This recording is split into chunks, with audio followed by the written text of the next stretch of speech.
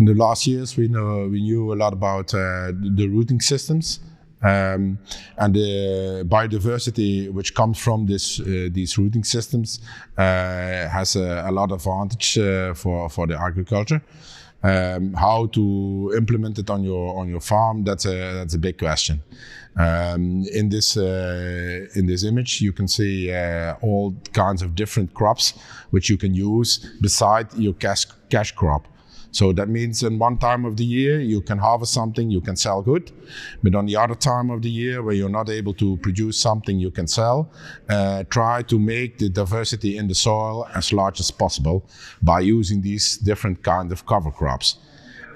All the kind of cover crops, they have different species. They stimulate different species in the soil, and that way your soil gets better and your soil life gets at a higher diversity.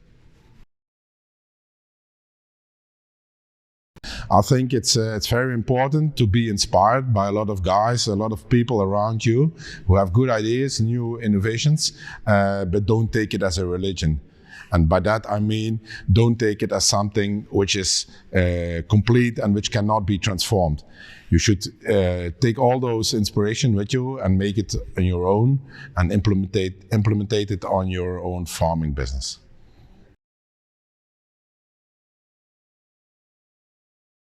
I think IPM on its own, integrated pest management on its own, does not work. You have to combine several IPM systems to your integrated crop management, and this integrated crop management has to be combined with the other crops on your farm, and then you can evaluate and adjust your total farm, integrated farm management system. So your total farm management system, that is a combination of the several integrated crop management systems, and underneath that the several integrated pest management systems. It's more or less a holistic approach to this.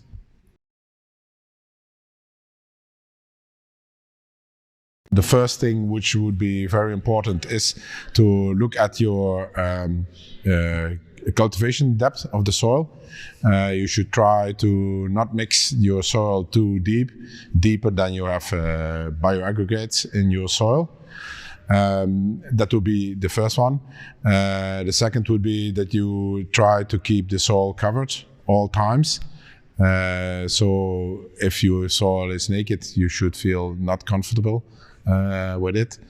And the third thing would be that if you use your tractor on the land, you should adjust the pressure in the tires and try to use not more than 1 bar in the 1 bar of air in the tires when you work on the land, and only at harvest time you can raise it up to a maximum of 2 bar.